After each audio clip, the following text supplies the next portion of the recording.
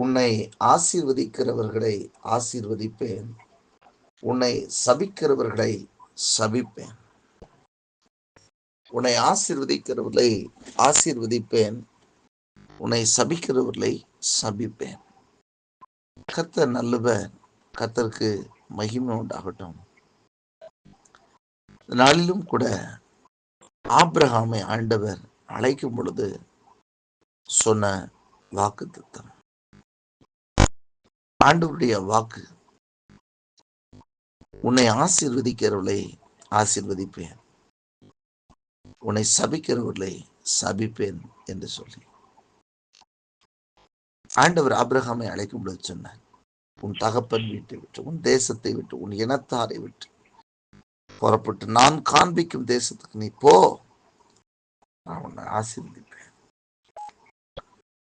நான் உன்னை பெரிய ஜாதியாக்குவேன், உன் பேரை பெருமைப்படுத்துவேன், நீ ஆசீர்வாதமா இருப்பேன்னு சொல்லிட்டு ஆண்டவர் மறுபடியும் சொல்லுகிறார், உன்னை ஆசீர்வதிக்கிறதை ஆசீர்வதிப்பேன். உனக்கு மாத்திரமல்ல, உன் மூலமாக மற்றவர்களுக்கு ஆசீர்வாதங்கள் எப்படி வரும் என்றால், உன்னை யாரெல்லாம் ஆசீர்வதிக்கிறார்களோ அவர்களை நான் ஆசீர்வதிப்பேன். அதே போல இன்னொரு பக்கத்துல உன்னை சபிக்கிறவர்கள் சபிக்கப்பட்டிருப்பார்கள். ஆண்டவர் கொடுத்த ஒரு பெரிய வாக்குத்தத்தம். ஆண்டவர் தம்முடைய பிள்ளைகளுக்கு அவரை ஆபிரகாமை ஆசீர்வதிக்கிறவர்கள் மெய்யாகவே அவர்கள் ஆசீர்வாதமாக இருப்பாங்க. ஆபிரகாமை சபிக்கிறவர்கள் மெய்யாகவே சபிக்கப்பட்டிருப்பார்கள். என்றால் கர்த்தர் ஆபிரகாமுக்கு கொடுத்த வாக்கு அது. இன்றைக்கும் அதே வாக்கை நம்முடைய வாழ்க்கையிலும் கூட ஆண்டவர் நிறைவேற்றுகிறவராக இருக்கிறார்.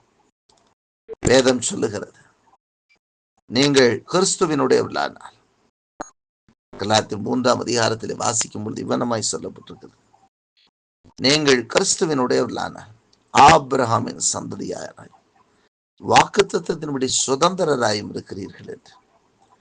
வாக்குத்தத்தத்தின்படி சுதந்திரர், அந்த வாக்குத்தத்தங்களை சுதந்திரிக்கிற சுதந்திரர்.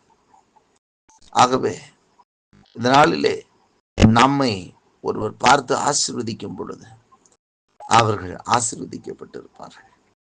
மெய்யாய் கிறிஸ்துவுக்குள் இருக்கிற தம்முடைய பிள்ளைகளை பார்த்து ஆசீர்வதிக்கிறவர்கள் அவர்கள் ஆசீர்வதிக்கப்பட துவங்குவார்கள். கர்த்தர் அவர்களை ஆசீர்வதிப்பார். ஏனென்றால் ஆண்டவர் அப்படிப்பட்ட வாக்குத்தத்தங்களை கொடுத்திருக்கிறார். ஆண்டுடைய வாக்குத்தத்தம் அப்படிப்பட்டது. அவர் ஆசீர்வதிக்கும் பொழுது நம்மை அவர்கள் ஆசீர்வதிக்கும் போது அவர்களை ஆண்டவரை ஆசீர்வதிக்கிறார். அதே பகுதியில் இன்னொரு பக்கத்துல நம்ம பார்த்து சபிச்சாங்கன்னா அந்த சாபம் அவர்களையே போய் சார்கிறது, அவர்கள் மேலே வந்து அது போய் பலிக்கிறது. வேதம் சொல்லுகிறது. ஆகவேதான் சொன்னார், நீங்கள் ஆசீர்வதிக்கும்படி அழைக்கப்பட்டிருக்கிறீர்கள் என்று. நாம் ஆசீர்வதிக்க அழைக்கப்பட்டிருக்கிறோம். அதே பகுதியில் நாம் ஒருவர்களை ஆசீர்வதிக்கும் பொழுது அங்கே ஆசீர்வாதத்துக்குரிய பாத்திரவான்கள் அங்கே இருக்கும் பொழுது இந்த ஆசீர்வாதங்கள் அங்கே தங்கும். இல்லை என்று சொன்னால் அந்த ஆசீர்வாதம் நம்மிடத்திலே திரும்பும். வேதம் சொல்லுகிறது, ஆண்டவர் சொன்னார், பழி வாங்குதல் எனக்குரியது, பழி வாங்குதல் எனக்குரியது. பழி வாங்கணும்னா அது என்னுடைய காரியம். உன்னை சபிச்சாங்க அப்படின்னு சொன்னா அதுக்குரிய பலனை நான் கொடுப்பேன். கர்த்தருக்கு மகிமை உண்டாகட்டும். ஆகவே இந்த நாட்களிலே ஆண்டவர் கொடுத்த ஒரு பெரிய வாக்குத்தத்தம், ஒருவேளை நமக்கு விரோதமாய் எழும்புகிற ஆயுதங்கள், ஒரு ஆயுதத்தை உங்களுக்கு விரோதமாய் விடுவார்கள் என்று சொன்னால் அந்த ஆயுதம் அவர்களையே திரும்பி கொண்டு போய் தாக்கும். அது அவர்களுக்கே விரோதமாக அவர்கள் ஏற்படுத்துகிற ஒரு ஆயுதம். தேவ பிள்ளைகளுக்கு நமக்கு விரோதமாய் ஆண்டவர் அதான் வாக்கு போன்றார். ஆபிரகாமின் சந்ததிக்கு கொடுத்த ஒரு பெரிய வாக்குத்தத்தம். சத்துருக்களுக்கு சத்துருவாய் ஆண்டவர் வெளிப்படுவார். இப்போ விரோதமாய் சத்துரு எழும்புவார்கள் என்று சொன்னார். அவர்களுக்கு விரோதமாக கர்த்தரே சத்துருவாக எழும்புவார். அவர்கள் நமக்கு விரோதமாக யுத்தம் பண்ணுவார்கள். ஆனால் வேதம் சொல்லுகிறது, இந்த யுத்தம் உங்களுடையதல்ல, அது என்னுடையது. கர்த்தருக்கு மகிமை உண்டாகட்டும். ஆகவே இருதயம் கலங்காதிருப்பதாக. ஆண்டவரே, இன்றைக்கும் வாக்கு உங்களை ஆசீர்வதிப்பேன். உங்களை பார்த்து நீ ஆசீர்வாதமா இருப்பாய் என்று சொல்லுவார்களாம், அவர்களையும் நான் ஆசீர்வதிப்பேன். உங்களுக்கு விரோதமாக இடும்பு செய்வார்களானால் அவர் இடும்பு செய்கிறவராக வெளிப்படுவார். வேதம் சொல்லுகிறது, அவர் புனிதருக்கு புனிதராக இருக்கிறவர். இடும்பு செய்கிறவனுக்கு அவர் இடும்பு செய்கிறவராக இருக்கிறார். அவனுடைய கிரியைக்கு தக்க பலனை அவர் திரும்ப கொடுக்கிறதே. ஆகவே நீங்கள் ஆசீர்வாதம் பெறுவதற்கு பாத்திரவான்களாக இருக்கிறபடினாலே நாம் ஆசீர்வதிப்போம். கர்த்தர் ஆசீர்வதிப்பார். ஆண்டுடைய வார்த்தையின்படி உங்களை ஆசீர்வதிக்கிறவர்கள் ஆசீர்வதிக்கப்பட்டிருப்பார்கள். உங்களை சபிக்கிறவர்கள் சபிக்கப்பட்டும் இருப்பார்கள்.